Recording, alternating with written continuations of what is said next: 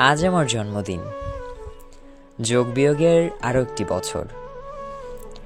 আজকের এই দিনটি আমার বিশেষ একটি দিন, কারণ এই যে সৃষ্টিকর্তা আমাকে এই ধরাতে উপহারস্বরূপ আসার সুযোগ করে দিয়েছেন। সৃষ্টিকর্তার এই উপহারের জন্য আমি পেয়েছি আমার সর্বশ্রেষ্ঠ বাবা আম্মুকে, আমি পেয়েছি আমার কাছের কিছু মানুষ, পেয়েছি হৃদয়ের গভীরে জায়গা করে দেয়া বন্ধুদের, আমি পেয়েছি অসাধারণ কিছু ব্যক্তিকে যারা আমাকে শিখিয়েছে কি করে উপরে উঠতে হয়, কি করে সব সামলিয়ে সামনে এগিয়ে চলতে হয়। আরও পেয়েছি কিছু ভালোবাসার ব্যক্তিকে যারা তাদের অসম্ভব ভালোবাসা দিয়ে সম্মুখে এগিয়ে যাওয়ার অনুপ্রেরণা দিচ্ছে। আমার জীবনের এক এক বছর করে শেষ করে অনেকটা সময় পাড়ি দিয়ে ফেলেছি। বিয়োগ হয়ে যাচ্ছে কত দিন, কত সময়, কতক্ষণ। এই সময়টা হয়তো কিছু কাল কিংবা কিছুটা সময়, তারপরেই নিস্তব্ধ হয়ে যাবে এই জীবনের গতিপথ। এই ছোট্ট পৃথিবীতে লক্ষ লক্ষ মানুষের ভিড়ে আমার তেমন কোনো গুরুত্ব নেই বললেই চলে। তবুও হাজারবার জানতে চেষ্টা করি আমার দ্বারা কি কল্যাণকর কিছু হচ্ছে, নাকি আমার বিন্দু অতিক্রম করে যাচ্ছি বা যাওয়ার চেষ্টা করছি।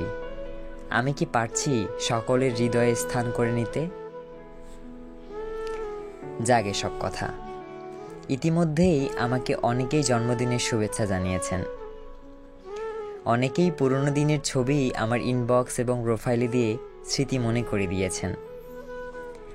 আর যা ছিল অনেক ভালো সময় কাটানোর কিছু মুহূর্ত। যারা শুভেচ্ছা জানিয়েছেন তাদেরকে আমার হৃদয়ের অভাবনীয় গভীর থেকে আন্তরিক ধন্যবাদ জানাচ্ছি।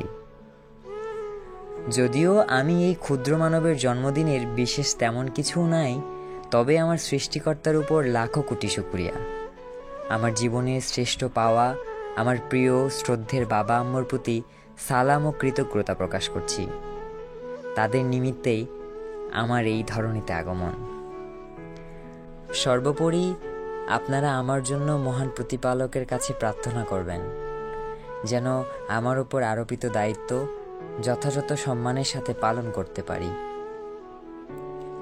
জীবনে এখনো তেমন কিচ্ছু করিনি, তাই আমার জন্য দোয়া করবেন যেন কোনো মন্তব্য আমার গতিপথ থেকে বিচ্যুত করতে না পারে, আর সঠিকভাবে সফলতার সাথেই যেন জীবনের বাকি পথ অতিক্রম করতে পারি। আসুন জীবনের প্রতিটি মুহূর্ত উপভোগ করতে শিখি, নিজে ভালো থাকি, আমাদের যারা ভালো রাখে তাদের ভালো রাখি। ধন্যবাদ।